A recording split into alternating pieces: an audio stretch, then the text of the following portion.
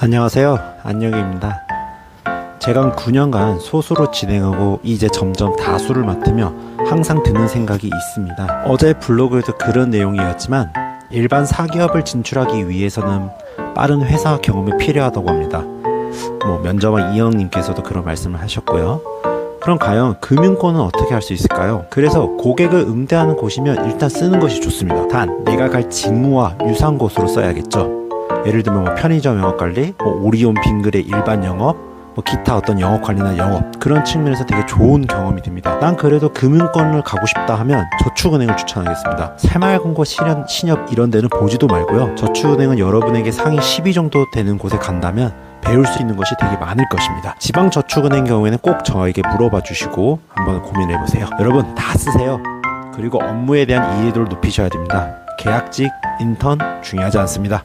정규직이 오히려 여러분에게 더 큰 도움이 될 거예요. 오늘의 사연과 제 생각을 여기까지 하고, 오늘은 부동산 PF 부실에 대해서 한번 제가 얘기를 하겠습니다. 다소 어렵고 지루한 부동산 얘기지만 여러분들이 면접에서 어느 정도까지 얘기해야 되는지 한번 제가 한번 얘기해 보는 거 들어보고 판단해 보면 좋겠습니다. 먼저 부동산 PF는 여러분들도 아시겠지만 미래 상환 재현을 담보로 하는 금융 프로젝트 파이낸싱입니다. 어렵게 생각하지 마세요. 그냥 미래 상환을 재현을 담보로 돈을 빌려주는 거구나. 그게 꼭 부동산뿐만 아니라 다른 기타도 가능합니다. 일반적으로 브릿지 대출을 거쳐서 토지를 매입하면 건물 또는 유무형 자산을 완성하는 데 필요한 대출인 거죠. PF에서 중요한 원칙이 두 가지가 있습니다. 첫 번째로는 사업성, 두 번째로는 준공 가능성을 판단하는 거죠. 그래서 이 건물을 지을 수 있는 이 사업의 위치에 입지, 교통 환경, 주변 환경 등 여러 요소를 파악합니다. 거기에 공사비 전달이 이뤄질 수 있는 구조와 시공사의 능력, 체력을 따지는 거죠. 아주 중요한 PF 요소인 거죠. 문제는 부동산 호황기에 너도 나도 PF 사업을 들어옵니다. 시행사 입장에서는 3번 실패해도 1번 성공하면 재벌급으로 돈을 벌 수가 있어요. 그래서 너도 나도 다 PF를 하는 거죠. 여기에 사람들이 저금리와 막차 심리, 왜 우리 예전에 생각해보면 2020년, 2021년도에 막 지금 집 사야 된다, 안 그러면 놓친다, 이런 식으로 해서 집을 구매하고 투자를 많이 했죠. 여기에 근데 변수가 생긴 거예요. 우크라이나 전쟁과 또 이러한 공급망의 문제로 원자재 값이 너무 올랐습니다. 시멘트, 유리, 창호, 기타 등등. 너도 나도 투자한 탓에 또 부동산 값도 오릅니다. 그 결과가 현재예요. 그러면 시행사, 시공사, 대주단의 입장을 한번 더 알아보겠습니다. 먼저 딜을 구성하는 대주단이 시중은행, 저축은행, 새마을금고, 증권사의 입장에서는 안 될 것도 분양이 되는 게 너무 신기한 거예요. 그러다 보니까 기준이 낮아진 거죠. 기준이 낮아진다는 것은 나쁜 게 아닙니다. 시세가 그렇게 형성이 되고 그 시세와 트렌드를 따라가니까요. 할만하다 생각이 드는 거예요. 저기가 안 될 것 같은데 되네? 이런 식의 구조가 분위기가 형성이 되는 거죠. 저도 좋은 PF 사업을 해봤고 지금도 문제인 악성 PF 사업장이 있어요. 그러니까 모르는 겁니다. 지금 정말로. 그래서 사업의 트렌드나 산업의 흐름을 잘 이해해야 된다는 게 저도 몸으로 배운 거죠. 결국은 차에서 지금 난리가 난 겁니다. 서울의 A급 입지도 브릿존을 못 넘어서 경공매를 맞이하고 있다고 하더라고요. 논현동이 그렇고 다른 곳도 그렇고요. 우리나라 건설사는 약 2만 개 정도가 됩니다. 실제로 건설협회에서 증명을 했고요. 근데 올해 약 곳이 폐업을 했어요. 이들이 서울에서 잘 되면 좋겠지만 지방 건설사라든가 태형건설처럼 약간 브랜드 입지가 약한 데는 아무래도 힘들다 보니 지방으로 떠나기 시작합니다. 대구, 울산, 포항, 미분양이 엄청 심한 곳이죠. 태형건설 같은 경우도 대시양이라는 브랜드가 있는데 여러분들 서울에서 대시양이라는 브랜드를 본 적 있나요? 대부분 서울은 프로지오, 힐스테이트 이런 큰 이편한 세상 같이 큰 브랜드로만 좀 선호하는 게 강하잖아요. 그러다 보니까 지방으로 떠납니다. 지방에서 이제 거기서 시작을 하다 보니 지금 같은 현상에서 더 큰 문제가 되는 거죠. 유동성 부족으로 결국 태형건설도 이사단이 난 거고요. 저는 여기에 또 다른 문제가 있다고 생각합니다. 바로 정부의 정책이 일관성이 없습니다. 부동산을 잡겠다고 하지만 이미 문재인 정권 때부터 늦었어요. 또 지금도 고정금리 30% 비율을 유지해라. 이전에는 50년 만기 대출인가 그런 것도 있었죠. 이런 식으로 하니까 부동산은 다 사람들이 더 쏠리겠죠. 금리도 이제 곧 조만간 내릴 것 같은 분위기인데 더 어떻게 될지 의문이 됩니다. 고정금리나 장기 대출이 왜 문제가 되냐고요? 여러분 돈이 생긴다면 여러분은 주식을 할래요? 집을 살래요? 이상한 심리가 나옵니다. 집을 살 때는 분명 돈을 빌려서 큰 돈을 빌린 3억 2억 뭐 이렇게 빌리는데 그때는 고민도 안 하고 투자를 합니다. 왜일까요? 집은 오른다는 심리가 있다고 봐요. 굳이 안 올라도 제가 살 수가 있고요. 그러다 보니까 문제가 있는 거죠. 이런 현상이 결국에는 한국은행과 정부가 따로 놀고 있는 현상이 되는 거예요. 이건 뭐 될 것도 안 되겠죠. 또 다른 문제로는 각종 규제들이 너무 많습니다. 예시로 신축 아파트는 이제 층간소음 의무가 생겼어요. 기준 미달 시는 준공이 불허가 됩니다. 바닥 두께를 210m에서 250m로 시공을 해야 되고요. 데시벨은 주간에는 39데시벨, 야간에는 34데시벨입니다. 39데시벨이 어느 정도면 여러분들이 발 뒤꿈치로 쿵쿵쿵 정도 걷는 소리라고 하네요. 일반적인 어떤 바깥에서 들리는 소리는 뭐 고양이 울음소리라고 하더라고요. 미친 거죠. 층간소음이 문제긴 해요. 막 살인도 일어나고 여러분들도 많이 스트레스 받는 경우가 있을 거예요. 근데 이게 뭐가 문제냐면요. 공무원들도 저런 것들을 제대로 확인을 못 하고 있어요. 결국에는 저 기술에 대해서 또 투자를 해야 되고 저 기술을 하려면 또 큰 건설사만 하겠죠. 근데 우리나라 일반적인 대형 건설사들은 국내 매출이 40%밖에 안 돼요. 결국에는 해야 될 애들은 못 하고 있고 기술 투자를 못 하니 아파트를 못 짓고 또 오피스텔, 지산, 물류창고 이런 걸 가겠죠. 결국엔 분양가가 오를 것이에요. 지금 착공량도 매우 적고 분양가도 계속 오른 상태면 내년 집값은 또 오를 수도 있다는 겁니다. 또 이번 총선이 결국 민주당이 많은 의석수를 가지게 됐죠. 과연 중대재해법이나 이런 다양한 규제에 손을 쓸까요? 저는 아니라고 봅니다. 벌써부터 돈을 이제 또 유동성 풀자 이런 식으로 얘기가 나오고 있는데 그렇게 해서 될 것이 아니라는 거죠. 또 시공사 입장에서는 건물만 짓기만 하면 되는데 시행사가 공사비를 주지 않는다면 의미가 있을까요? 없습니다. 은행은 책임준공 기간 내에 미준공시 채무이수 조건을 우리가 많이 걸어요.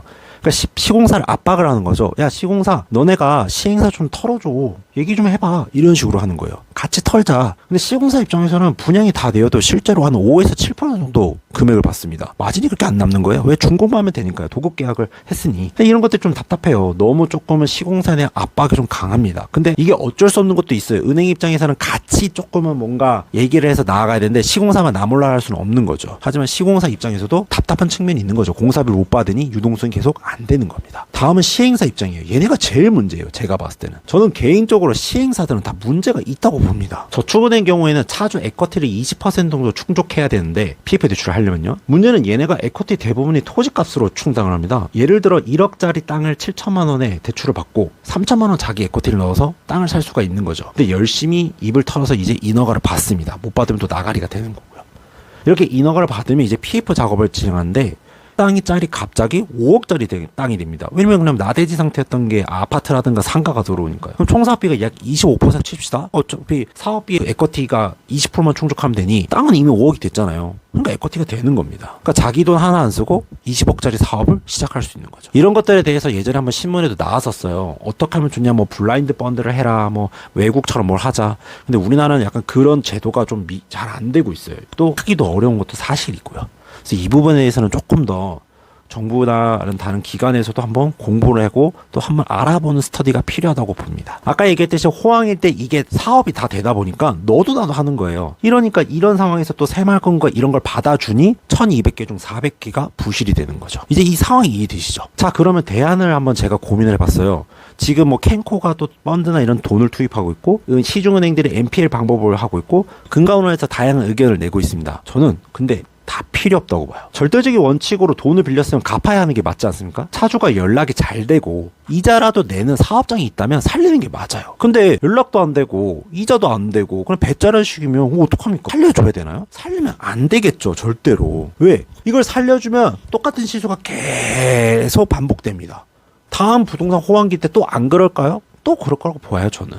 지금 숨은 부동산 PF만 약 65조라고 합니다. 좀비 PF 사업장 같은 것을 얼른 정리해서 이런 것을 조금이라도 회수를 하는 게 맞다고 봐는 거죠. 물론 팔리지는 좀 약간 의문이지만요. 여기서 여러분들은 건설업계가 다 망하면 큰일 나는 거 아니냐라고 하는데 아까 제가 2만 개가 있다 했죠. 그중 벌써 1080개가 망했다고 해요. 뭐 있나요 지금? 여러분들이 체감하는 게 있나요? 또 소상공인들 망하면 또 문제가 있나요? 저는 그렇게 미비하다고 봅니다. 큰 대형이나 뭐 그런 애들이 있을 때 일시적인 충격은 있겠죠. 근데 그런 것들은 여러분들이 생각한 만큼 실제로 일어나지 않을 거라고 봐요. 저는.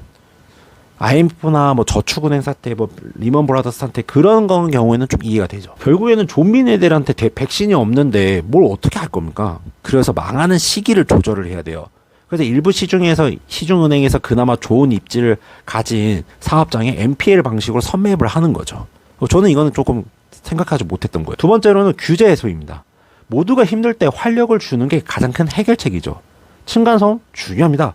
근데 그 기술을 가질 수 있고 그것에 대한 비용에 대한 당근을 제시해야 된다는 거예요. 세금이라든가 아니면 어떤 그것을 지켰을 때 인센티브라든가. 그래야 건설사도 말이 있는 거죠. 중대재해법 유예 같은 것도요.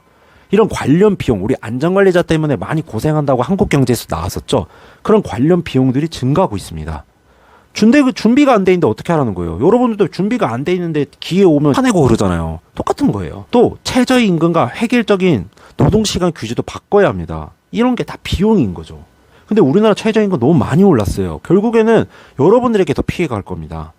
노동시간도 전 사업에 대한 필요한 내용이지만 이게 건설사에게는 좀 더 커요. 서초구 같은 경우는 오전 9시부터 오후 4시까지만 공사를 합니다. 민원 때문에. 그러니까 민원 이런 거 다 이해해야죠. 거기 이제 주거가 밀집되어 있으니까. 근데 어느 정도 숨통을 주고 그래야 얘네가 이제 사업을 조금 더 정상화하는 데 집중할 수 있는, 우리도 할 말이만 할 수 있는 근거가 되겠죠. 정말 필요한 거예요. 마지막으로는 정책의 통일성입니다. 예전 전 정권 때는 임대사업자를 도와주겠다고 임대사업자 관련된 법을 만들었어요. 근데 부동산 값이 오르니까 다시 규제를 했어요. 그럼 그 사람들은 바보가 되는 거예요. 아니 정책을 정부가 그것도 이랬다 저랬다 하면 어떻게 믿습니까? 외국인들 입장에서도. 그럴 거면 왜 만드는 거예요? 그러니까 아무 생각 없이 탁상공로 하는 것 자체가 문제라는 거죠. 좀 더 심도 있게 규제를 한번 확인하고 전문가, 그리고 각 기업, 또 다른 관련 산업자 관계자들과 얘기를 할 간담회 시간이 있어요. 아니 지금 은행들을 일주일이나 뭐 열흘 동안 간담회 하는, 그건 그렇게 빨리 하면서 이런 거 규제할 때 왜 안 만드느냐는 거죠. 그러니까 근데 관심이 없으면 안 되는 거죠. 지금 정권도 그래요. 자꾸 정책의 통일성이 없습니다. 스트레스 DSR 도입했어요. 근데 고정금리비를 30% 만들거나 장기 대출을 만들라는 거는 부동산 하라는 거잖아요. 이걸 잘 이해해야 돼요.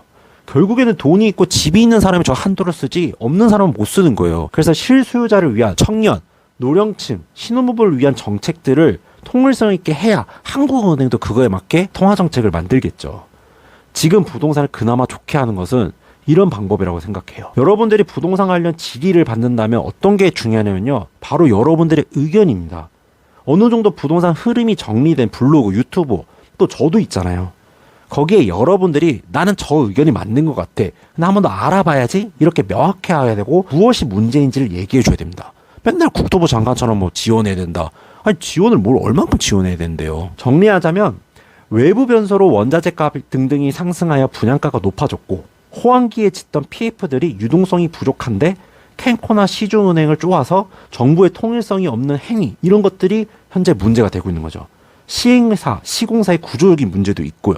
그래서 규제를 풀고 죽일 놈은 죽이고 살릴 놈은 살리자는 게 필요하다는 겁니다. 아시겠죠, 여러분들? 다소 제가 좀 긴 시간을 얘기했는데 한번 다 천천히 들어보면서 고민을 한번 해보세요. 항상 감사합니다. 구독, 좋아요, 그리고 알람 설정은 꼭 필수로 부탁드리고요. 여러분들이 이걸 안 한다면 저도 할 의미가 없어요. 그러니까 꼭 부탁드릴게요. 편안하게 댓글 달아주시면 제가 여러분들이 원하는 뉴스, 여러분들이 어려워하는 질의를 도와주겠습니다. 면접도 관련해서 가능하고요. 제 블로그, 제 스터디 다양하게 있으니 항상 들어와서 구경하시면 되겠습니다. 네, 감사합니다.